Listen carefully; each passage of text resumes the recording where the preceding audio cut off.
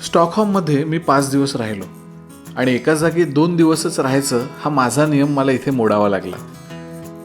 काय जादू असेल अशी इथे. कलेचा वारसा समृद्धपणे जपणारं हे शहर. तसंही सगळं युरोपच म्युझियमसाठी ओळखलं जातं, पण स्टॉकहोमला म्युझियमचं शहर म्हणायला हरकत नाही. इथे 53 म्युझियम्स आहेत.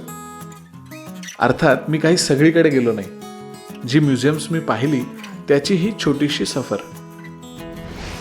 पाण्याच्या भोवताली वसलेलं हे शहर. इथे नुसतं फिरायला सुद्धा खूप छान वाटतं. प्रवास करताना पाण्याची सोबत असतेच. त्याला ओलांडून तरी जायचं किंवा त्यातून प्रवास करायचा. स्टॉकहोमचा इतिहास इथल्या म्युझियम्सनी जिवंत ठेवलाय. वासा म्युझियम. वासा म्युझियम म्हणजे एका मूळ भव्य बोटीला मध्ये ठेवून तिच्या भोवती बांधलेलं 2-3 मजली म्युझियम. 17व्या शतकात एका युद्धात बुडालेली बोट अशा पद्धतीने जतन केली.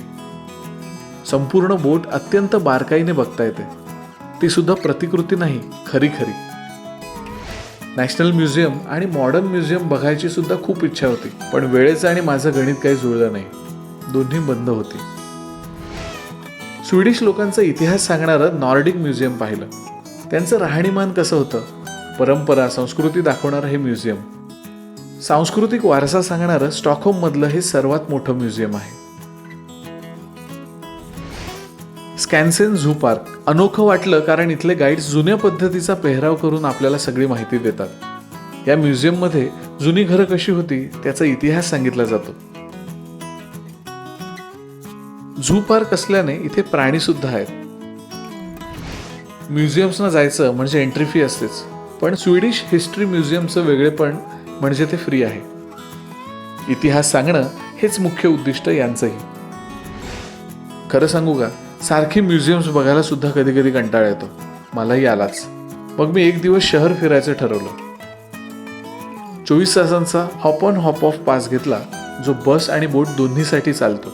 ह्या बसची खासियत अशी आहे, आपण कुठे पण उतरू शकतो, आसपासचे एरिया फिरू शकतो आणि पुन्हा नंतरची बस पकडू शकतो.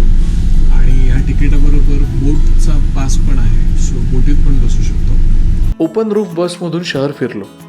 मला काय वाटतं माहिती आहे, एखादं शहर सुद्धा जिवंत म्युझियमच असतं. इतिहासाची, बदलांची साक्ष असलेलं.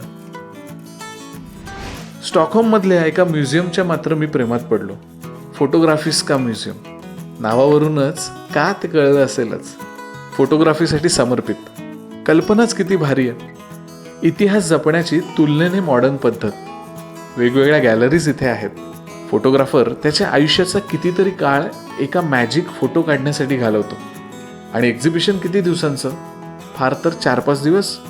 इथे मात्र काही महिन्यांसाठी प्रदर्शन असतं. एक गॅलरी वाईल्ड लाईफ चॅनलची होती. भन्नाट हा एकच शब्द. एकीकडे लूपमध्ये व्हिडिओ सुरू आहेत. डॉक्युमेंटरीज दाखवल्या जातात. एका ठिकाणी गाद्या, बिनबॅग्स आहेत. ऑलमोस्ट झोपायचं आणि त्या आय लेवलला भिंतीवर स्क्रीनकडे बघायचं. पिलरवर फोटो, त्याला लाइटिंग, सगळंच प्रचंड आकर्षक. मी या म्युझियममध्ये जवळजवळ 2.5 तास होतो. 2-3 मजल्यांचं म्युझियम. फोटो, व्हिडिओ, लाइटिंग, मुळात कॉन्सेप्टच मस्त. आणि कदाचित विषय जिव्हाळ्याचा असल्याने जरा जास्तच आवडलं. स्टॉकहोममधले 5 दिवस इतिहासाच्या सानिध्यात गेले असं म्हणायला हरकत नाही. युरोपियन लोक जितके मॉडर्न आहेत, प्रगतिशील आहेत, तितकेच ते इतिहासातही रमतात. त्याच्यावर मनापासून प्रेम करतात.